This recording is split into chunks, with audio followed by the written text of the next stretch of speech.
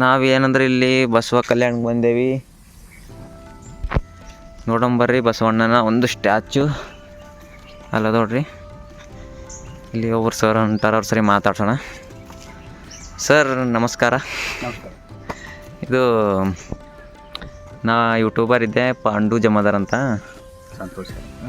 ಎಂದ್ರೆ ಇಲ್ಲಿ ನೀವು ಬಸವಣ್ಣನೊಂದು ಸ್ಟ್ಯಾಚು ನೋಡಿ ಹೊಂಟಿರಲ್ಲ, ಇಲ್ಲಿಂದೊಂದು ನಿಮ್ದು ಏನರ ಅಭಿಪ್ರಾಯ ಏನರ? ನಾನು ಮೂಲತಃ ಕಲಬುರಗಿ ಜಿಲ್ಲೆಯ ಚಿತ್ತಾಪುರ ತಾಲೂಕಿನ ರಾಮತೀರ್ಥ ಗ್ರಾಮದವನಾಗಿದ್ದೇನೆ.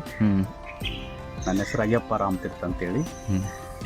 ನಾನು ನಿನ್ನೆ ತಾನೇ ಬಸವ ಕಲ್ಯಾಣಕ್ಕೆ ಬಂದೆ. ಬಸವ ಕಲ್ಯಾಣದಲ್ಲಿ ಇವತ್ತೇನಪ್ಪ ಅಂದರೆ, ಈ ಒಂದು ಬೃಹತ್ ಆಕಾರದ ಒಂದು ವಿಶ್ವ ಸಮಾನತೆಯ ಪುತ್ಥಳಿಯನ್ನು ನೋಡಬೇಕನ್ನೋ ಒಂದು ಆಸೆಯಿಂದ ಇಂದು ಬೆಳಗ್ಗೆ ಬಂದು ಬಸವಣ್ಣನವರ ದರ್ಶನ ಮಾಡಿ ನಾನು ಈಗ ತಾನೇ ಹೊರಡ್ತಾ ಇದ್ದೀನಿ. ಬಸವಣ್ಣವ್ರ ಬಗ್ಗೆ ಹೇಳಬೇಕಾದ್ರೆ ತಮ್ಮೆಲ್ಲರಿಗೂ ಗೊತ್ತಿದೆ, ಯಾರಿಗೆ ಗೊತ್ತಿಲ್ಲದೆ ಇರ್ತಕ್ಕಂಥ ವಿಷಯ ಅಲ್ಲ. ಒಂದು ಬಸವಣ್ಣನವರ ಒಂದು ವಿಶ್ವ ಸಮಾನತೆ ಅಂದರೆ ಇಡೀ ವಿಶ್ವವೇ ಸಮಾನತೆಯಿಂದ ಇರಬೇಕು, ಸಮಾನ ಭಾವನೆಯಿಂದ ಬದುಕಬೇಕನ್ನೋ ಒಂದು ಧ್ಯೇಯಧೋರಣೆಯಿಂದ ಇಂಥ ಒಂದು ದೊಡ್ಡ ಬೃಹತ್ ಆಕಾರದ ಇರತಕ್ಕಂಥ ಒಂದು ಪುತ್ಥಳಿಯನ್ನು ಮಾತೆ ಮಹಾದೇವಿಯವರ ಒಂದು ನೇತೃತ್ವದಲ್ಲಿ ಒಂದು ಆಗಿದೆ ಅನ್ನೋದು ನಾನು ಕೇಳಿದ್ದೀನಿ.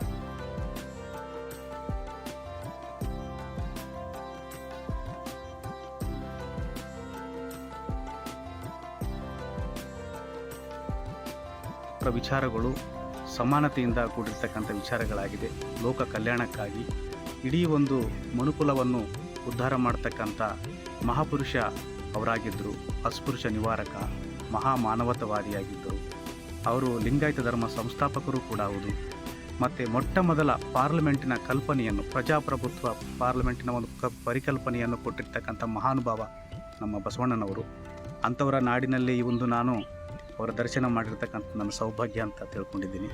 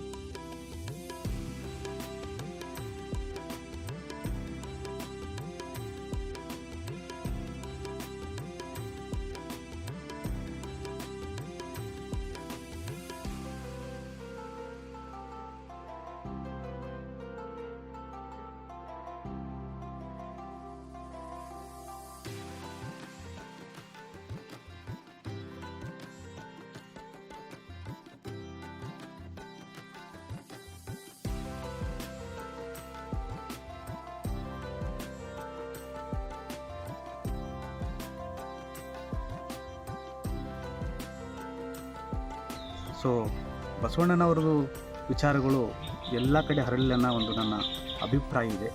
ಬಸವಣ್ಣನ ವಿಚಾರಗಳಿಂದ, ತತ್ವಗಳಿಂದ, ಶರಣರು ಹಾಕ್ಕೊಟ್ಟಿರ್ತಕ್ಕಂಥ ಮಾರ್ಗಗಳಿಂದ ಇವತ್ತು ಮನುಕುಲದಲ್ಲಿ ಇರ್ತಕ್ಕಂಥ ಎಲ್ಲ ಸಮಸ್ಯೆಗಳನ್ನು, ಮೌಢ್ಯತೆ ಆಗಿರಲಿ, ಲಿಂಗ ತಾರತಮ್ಯ ಆಗಿರಲಿ, ಜಾತಿ ವ್ಯವಸ್ಥೆ ಆಗಿರಲಿ, ಒಂದು ಕೀಳು ಮನೋಭಾವನೆ ಇರತಕ್ಕಂಥವರು ಕೂಡ ಮೇಲುರಿಮೆಯಿಂದ ಬದುಕ್ತಕ್ಕಂಥ ಒಂದು ಸನ್ಮಾರ್ಗ ಇವತ್ತು ನಮ್ಮ ಬಸವಣ್ಣನವರ ವಚನಗಳಲ್ಲಿ ಕಾಣ್ತೀವಿ. ಎಲ್ಲಿ ಕೂಡ ಬಸವಣ್ಣನವರು ಮನುಷ್ಯನಿಗೆ ಒಳಿತಾಗ್ತಕ್ಕಂಥ ವಿಚಾರಗಳನ್ನು ಹೇಳಿದರೆ ಹೊರತು ಬೇರೆ ಯಾವುದೂ ಕೂಡ ಅಧರ್ಮದ ಕೆಲಸಗಳನ್ನು ಮಾಡಿಬೇಡಿ ಅಂತ ಹೇಳಿದ್ದಾರೆ. ಬಟ್ ಬಸವಣ್ಣನವರ ಒಂದು ವಿಚಾರಗಳು ಇವತ್ತು ಎಲ್ಲ ಜಗತ್ತು ಕಡೆ ಹರಡ್ತಾ ಇದೆ. ಹೀಗೆ ಹರಡಲಿ, ಇಡೀ ವಿಶ್ವ ಕಲ್ಯಾಣವಾಗಲಿ ಅನ್ನೋ ಅಭಿಪ್ರಾಯ, ಒಂದು ಭಾವನೆ ನನಗೂ ಕೂಡ ಇದೆ. ಸೊ ಹಾಗಾಗಿ ನಾನು ಇವತ್ತು ಬಂದದ್ದು, ತಾವು ಕೂಡ ನನ್ನನ್ನು ಕಂಡು ಮಾತಾಡಿಸಿದ್ದು ತುಂಬ ಸಂತೋಷ. ಓಕೆ, ಸರಿಗೆ ಇನ್ಫಾರ್ಮೇಷನ್ ಭಾಳ ಅದ. ನಾವೀಗ ಸರಿಗೆ ಇನ್ಫಾರ್ಮೇಷನ್ ಗೊತ್ತಂದ್ರೆ ಸರಿಗೆ ಬಿಡಲ್ಲ ನಾವೀಗ.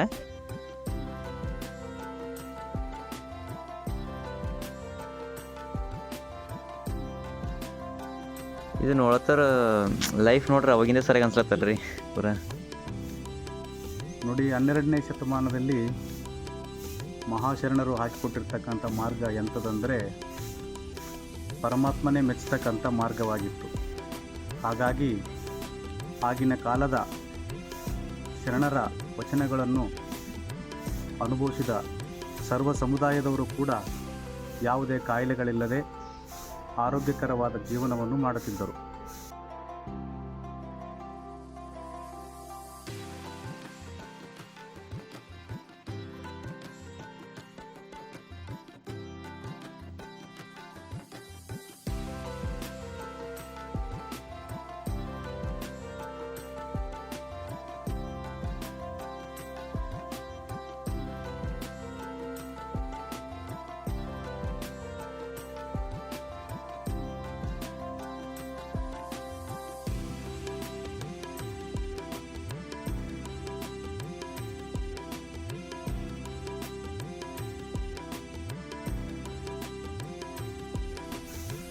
ಏಕೆಂದರೆ ಅವರಿಗೆ ದುರಾಸೆ ಇರಲಿಲ್ಲ, ಮೋಸವೆಂಬುದು ಗೊತ್ತಿರಲಿಲ್ಲ.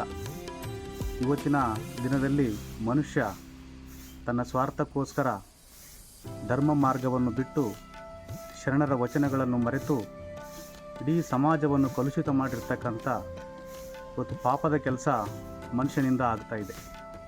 ಇವೆಲ್ಲವೂ ಕೂಡ ಸರಿ ಹೋಗಬೇಕಾದರೆ ನಾವೆಲ್ಲರೂ ಕೂಡ ಬಸವ ತತ್ವ ವಿಚಾರಗಳನ್ನು ಶರಣರು ಹಾಕಿಕೊಟ್ಟಿರ್ತಕ್ಕಂಥ ಮಾರ್ಗದಲ್ಲಿ ನಡೆದರೆ ಹಾಗೂ ನಮ್ಮ ಸ್ವಾರ್ಥವನ್ನು ಬಿಟ್ಟು ನಿಸ್ವಾರ್ಥಡೆಗೆ ಯೋಚಿಸಿ ಇಡೀ ಸಮಾಜವನ್ನು, ಈ ದೇಶದಲ್ಲಿರ್ತಕ್ಕಂಥದ್ದು ಇಡೀ ಪ್ರಪಂಚದ ಮಾನವ ಸಮುದಾಯಕ್ಕೆ ನಾವೇನಾದರೂ ಕೊಡುಗೆ ಕೊಡಬೇಕನ್ನೋದಾದರೆ ಸಂಪೂರ್ಣವಾಗಿ ನಾವು ಸಮರ್ಪಣಾ ಮನೋಭಾವನೆಯಿಂದ ಈ ಸಮಾಜವನ್ನು ನೋಡಬೇಕಾಗುತ್ತದೆ.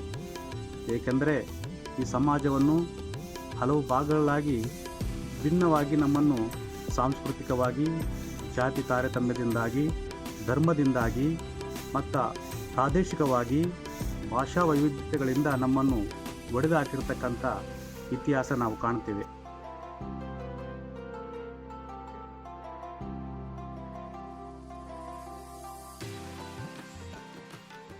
ಈ ಇತಿಹಾಸವನ್ನು ಮತ್ತೆ ಮರುಕಳಿಸಿ ನಾವು ಅದನ್ನೆಲ್ಲ ಒಂದು ಪರಿಶೀಲನೆ ಮಾಡಿ ಅದರಲ್ಲಿ ಸರಿ ಯಾವುದು ತಪ್ಪು ಯಾವುದಂಥ ಲೋಪಗಳನ್ನೆಲ್ಲ ಹುಡುಕಿ ಸನ್ಮಾರ್ಗದಾಗ ನಡಿಬೇಕಾದರೆ ಲೋಕ ಕಲ್ಯಾಣಕ್ಕಾಗಿ ಎಲ್ಲರೂ ಈ ಒಂದು ಶರಣರ ಮಾರ್ಗದಲ್ಲಿ, ಮಹಾಪುರುಷರ ಮಾರ್ಗದಲ್ಲಿ ನಡೆದಾಗ ಮಾತ್ರ ನಮ್ಮ ಜೀವನ ಸಾರ್ಥಕ ಆಗ್ತದೆ.